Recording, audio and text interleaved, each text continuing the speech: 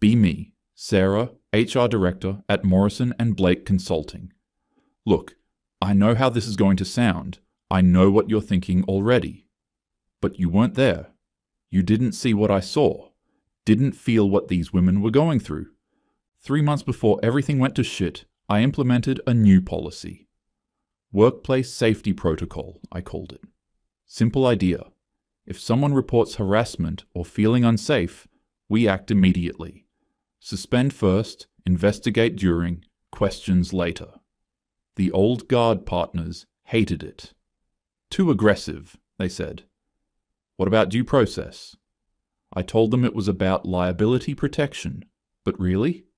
I was tired of watching talented women quit because HR needed a mountain of evidence before taking them seriously.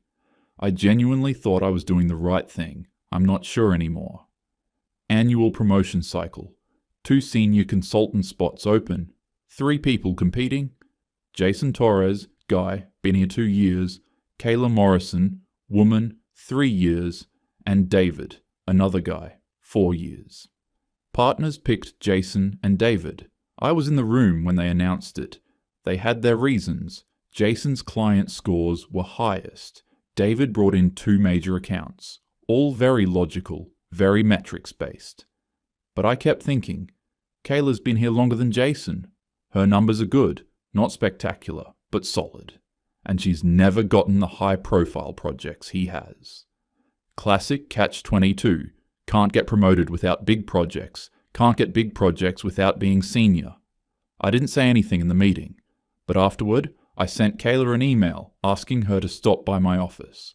I told myself I was just being supportive, checking in on her. But honestly, part of me wanted her to push back, to fight. I think I was looking for a reason to prove the system was broken. I found one. Kayla showed up at 3:15. Her eyes were red. She'd been crying. She dropped into the chair. I knew it. I fucking knew they'd pick the guys. I closed the door, sat across from her. Kayla, I advocated for you in that room. But the partners control final decisions. Jason takes credit for my work. In client meetings, he talks over me. I do the analysis. He presents it. He gets all the glory. I started taking notes.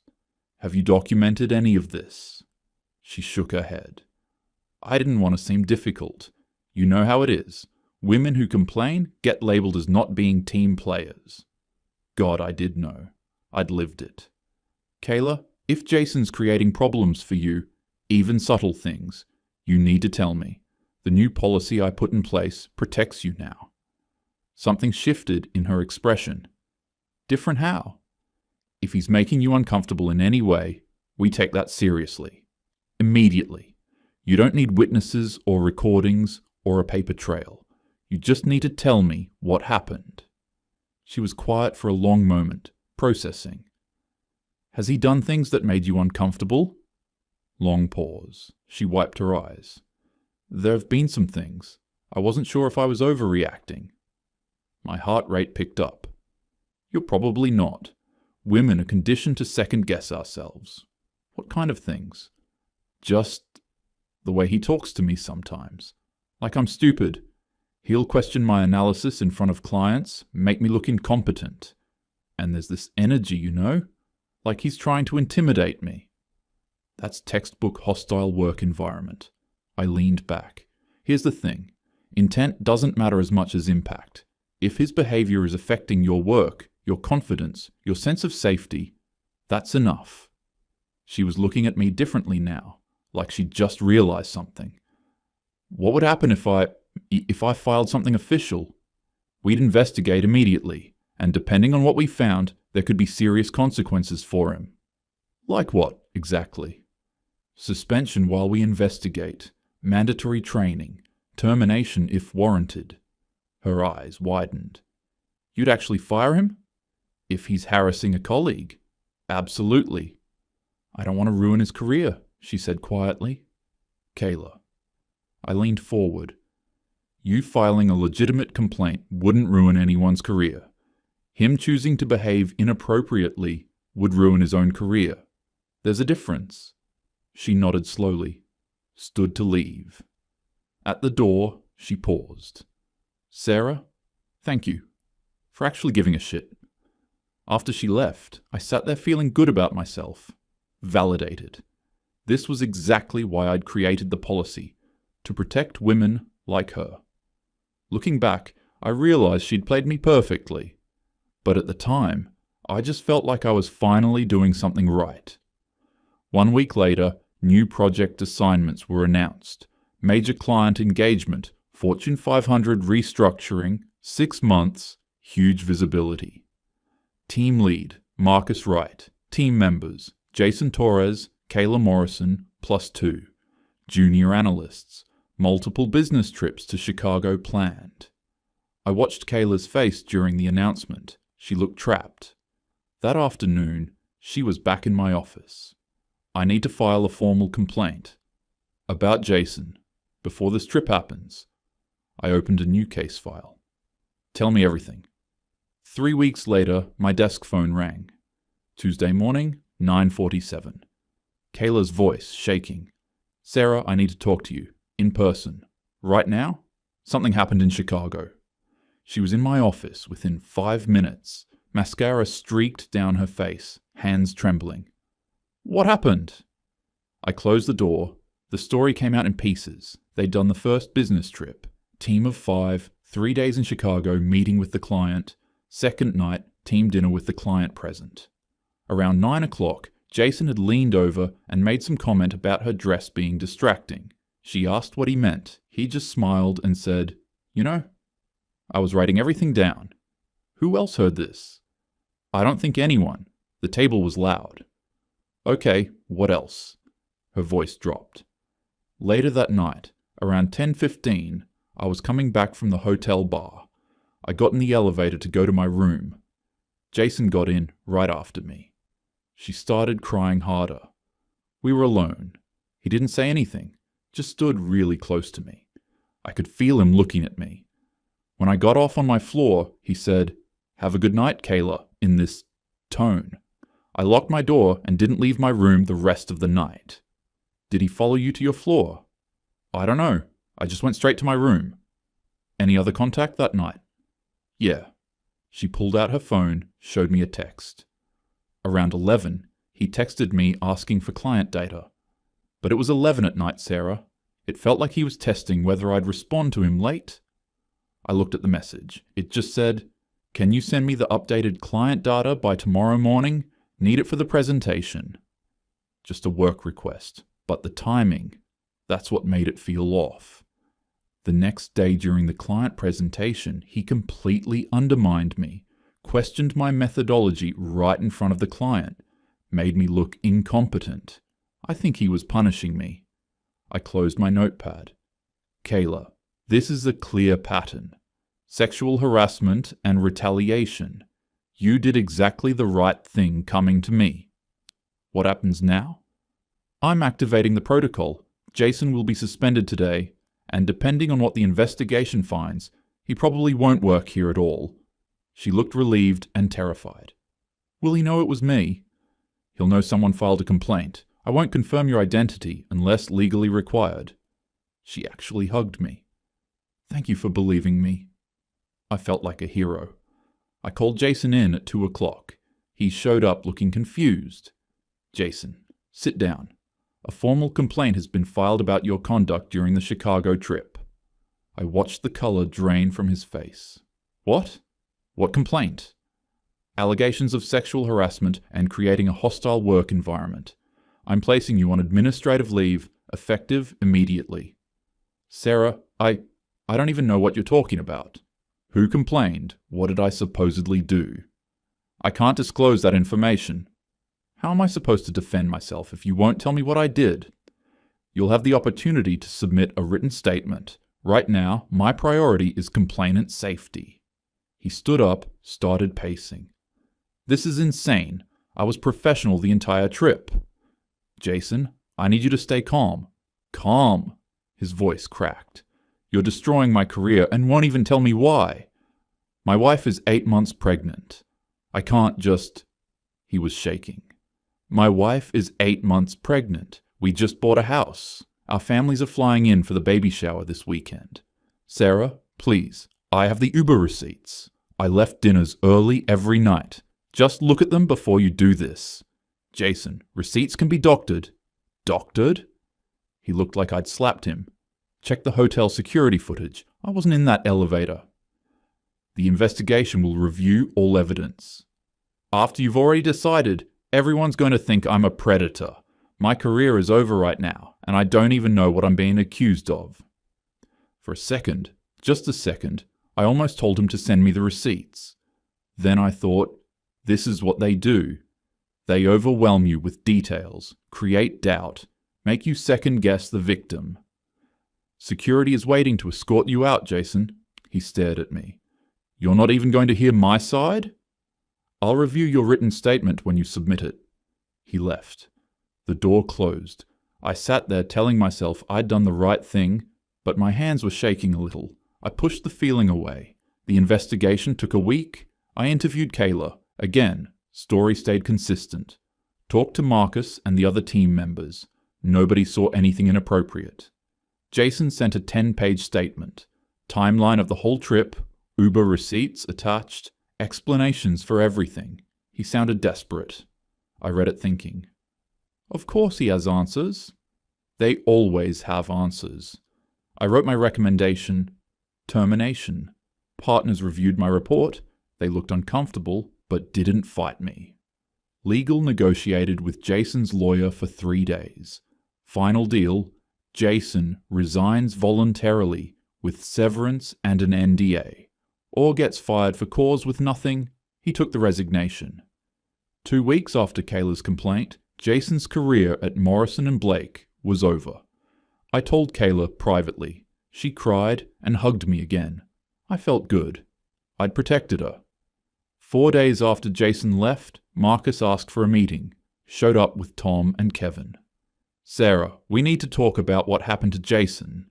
I immediately went defensive. I can't discuss confidential HR matters. Marcus nodded. We're not asking you to, but we're concerned about process. Jason was suspended within hours, forced out within 2 weeks.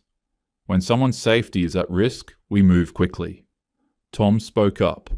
We understand, but none of us saw anything inappropriate on that trip. Absence of witnesses doesn't mean absence of wrongdoing, I said. Kevin. But it means absence of evidence. You suspended him before investigating. That could happen to any of us. If any of you are harassing colleagues, then yes, I snapped. The room went quiet. Marcus tried again. We're asking for due process, evidence, investigation before punishment. We did investigate. You talked to people who saw nothing, then ignored everything Jason said. One person's word with zero corroboration. That's not investigation. That's a verdict. I stood up. I think we're done here. They left. I sat there shaking with anger. This was the problem. Men protecting men. The old boys club resisting change. But I could see what was happening. They were organizing something. Over the next 2 weeks, things started feeling off. I'd see David walk past Kayla's desk, then watch him send her a Slack message from his office. Tom kept his door open during one-on-ones now. Kevin responded to a simple hallway question with, "Can you email me that?" Then Jessica came to me. Tom cancelled all our in-person mentoring sessions. Says we should do them over Zoom now. We sit 50 feet apart. Women kept coming with similar stories. The men were avoiding them. I sent out a company-wide email about maintaining our collaborative culture. The behavior continued. Then Jessica filed a complaint about Tom. Said his tone was condescending during their last session when he pointed out mistakes in her model. Said he sat too close. When I called Tom in, he was calm. Too calm. I figured she might complain. He slid a folder across my desk. Email chain with timestamps. Her model with tracked changes, his written feedback, all professional. After Jason, I document everything now, he said simply. The realization hit me. They were building cases before accusations happened. This feels like retaliation, Tom. This feels like self-preservation, Sarah. Marcus had spent 2 weeks after Jason was fired actually investigating. Hotel security footage, receipts, witness statements. He knew something was wrong. He talked to a lawyer and gathered the other men. The system Sarah built doesn't care about evidence, he told them. It cares about accusations. By Monday, 15 men had committed to his plan. Monday morning, I got a meeting invite. Male consultants, HR policy discussion. 15 guys filed into the conference room. Marcus stood at the front. Sarah, we wanted to inform you that we're implementing a new protocol, effective immediately. My stomach dropped. We're calling it the buddy system. From now on, any meeting with a female colleague includes a third-party witness. Business travel with women includes a male colleague, or we respectfully decline the assignment. All feedback will be documented in writing. You can't be serious. We've also implemented a recording protocol, Kevin added. All meetings will be recorded. Calendar invites will state this clearly. That hit me. The auto-recording system I'd fought for, they were using it as a shield. The partners won't allow this. We've already informed them, Marcus said. They didn't object. That hurt worse than anything. You're creating a hostile environment for women. We're protecting ourselves in an environment where accusations end careers without evidence, Tom said quietly. I was shaking. I'll fight this. That's your right, Marcus said. But we're implementing it regardless. They filed out. I sat alone, furious and helpless, and realized I'd lost control completely.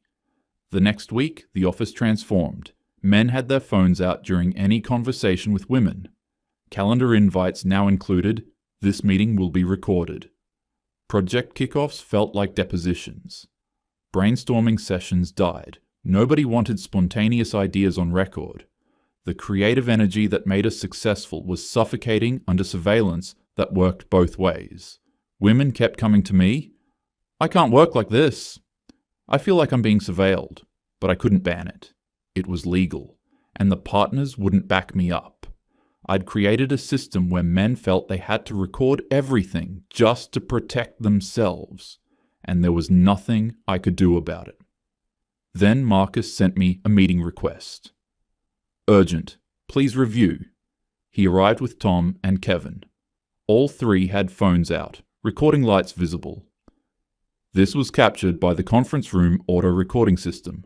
Room B. Last week. He played audio. Female voices. I recognized them. Ashley and 2 other junior consultants. Ashley. Okay, but Ryan's kinda hot though, right? Like I'd definitely hook up with him. Another woman laughing. Girl, I hooked up with him at the holiday party last year. Biggest disappointment. Wait, what? I'm talking like tiny, like embarrassingly small. Does he know everyone knows? I might have mentioned it to a few people. All 3 of them laughing. Marcus stopped the playback. Your recording system caught this, the one you installed to protect women. Instead, it documented women sexually harassing a male colleague. If Ryan said this about a woman, discussed her body, her sexual performance, mocked her to colleagues, what would happen? I couldn't answer, because I knew he'd be fired that day. But when women do it, Marcus asked.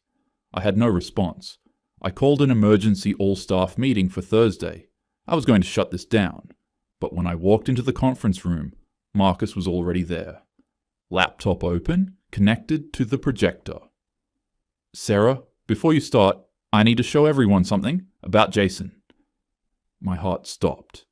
Marcus, that's confidential. Jason can't talk. He signed an NDA, but I was on that trip, and I have evidence. The room went silent. I wanted to stop him, but the partners were there, and I had no grounds to shut down a presentation in a meeting I'd called. Marcus opened his presentation. 3 weeks ago, Jason Torres was forced to resign after harassment allegations from the Chicago trip. I was the team lead. I want to share what actually happened. First slide, photo of our team dinner. Timestamp, 7:47 p.m. The complaint said Jason made an inappropriate comment at dinner around 9 o'clock. Next slide, Jason walking out of the restaurant. Timestamp, 8:23 p.m. My stomach started to sink. I felt something crack inside me. For just a second, I saw it clearly. Jason was innocent. I'd destroyed an innocent man's life because I wanted so badly to be right. Then the feeling passed. I couldn't afford to be wrong about this. Jason left at 8:20. Here's his Uber receipt. The receipt appeared. Pick up, 8:23 p.m.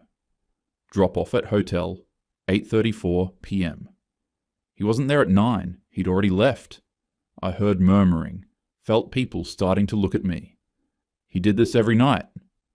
3 more receipts appeared, all showing early departures. Marcus looked directly at me. Sarah, did you check these receipts during your investigation?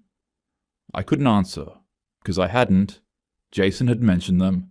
I dismissed it as him trying to create doubt. Next slide. Security footage screenshot. Hotel elevator. Timestamp, 10:15 p.m. Someone entering alone. The complaint described an uncomfortable elevator encounter around 10:15. This is the actual security footage. Another slide. Hotel keycard access log. Jason's keycard shows he entered his room at 9:47 p.m., didn't leave until 6:30 a.m. He wasn't in that elevator. The room was completely silent. I could feel everyone staring. Next slide, screenshot of a text message. The inappropriate late-night text. The message appeared, "Can you send me the updated client data by tomorrow morning? Need it for the presentation." Marcus just let it sit there. Let everyone read it. That's it. A work request. Sarah, when you reviewed this, did it seem inappropriate? My throat was tight. I had reviewed it. I'd thought the timing was suggestive, but seeing it now, on the big screen? Next slide, handwritten notes. The complaint said Jason undermined the complainant in front of the client. I was in that meeting. These are my notes. Jason questioned revenue projections that didn't account for seasonal variance. He was right. The model had an error. Marcus closed his laptop. The room stayed silent.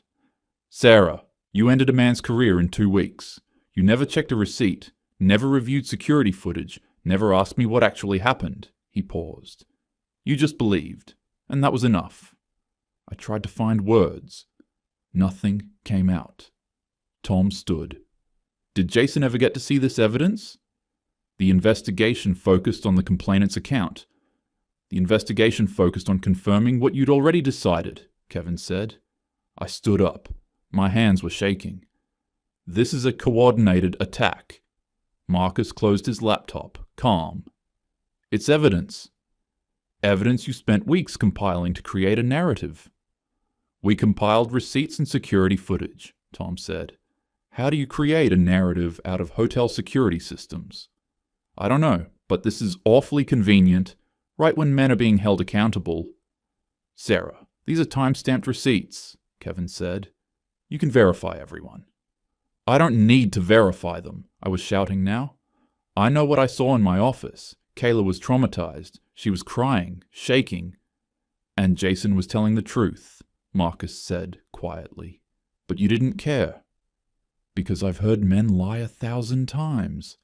I've watched women get destroyed because HR demanded evidence that's impossible to provide. I fixed that broken system. You didn't fix it, Marcus said.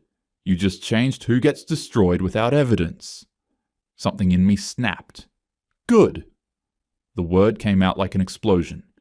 Men have had power for centuries. If a few innocent ones get caught in the crossfire while we fix systemic inequality, that's the price of progress. I heard gasps, realized what I'd just said out loud. Amanda stood up, tried to put a hand on my arm. Sarah. I spun toward her. And where were you? Where were all of you women when I needed backing? Sarah, that's enough. Michael was standing. You're on administrative leave effective immediately. We'll meet tomorrow at 8. You're suspending me? My voice was hysterical. For what? For the same reason you suspended Jason, Marcus said quietly. Except we have evidence. I grabbed my laptop. My hands were shaking so badly I almost dropped it. This isn't over. I left, slammed the door. Behind me, I could hear explosive conversation starting. I made it to my office, locked the door, collapsed into my chair. My phone was already buzzing. Meeting tomorrow, 8 a.m. I was being fired. I knew it, but I couldn't let them win. I opened my laptop and started researching. Found exactly what I needed.